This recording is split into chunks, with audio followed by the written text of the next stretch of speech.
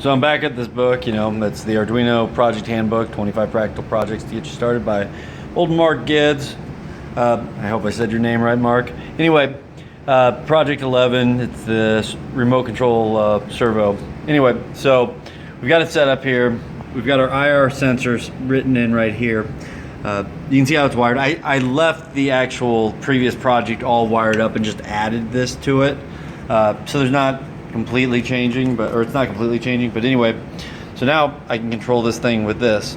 I also removed the glue, but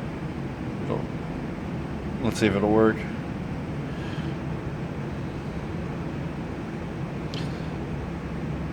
It's very sensitive as far as like the readings, so. There we go. Hit the button and it moved. Oh, did it again. There we go. See if left and right will work here for me. You gotta like really tap it. It's kind of bizarre here, so. There we go. Okay.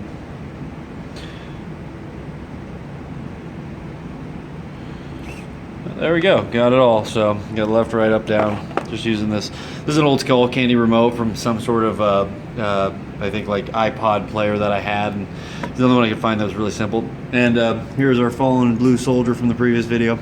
Anyway, hope you guys enjoyed the code. I'll go ahead and post links to the code and everything and whatnot. But here's the parts list as well. So this is everything you'll need, all excluding the remote. So you'll need everything plus some sort of remote. Yeah, it's pretty straightforward. Everything will be posted online. Here's the schematic as well. I actually really like this book too.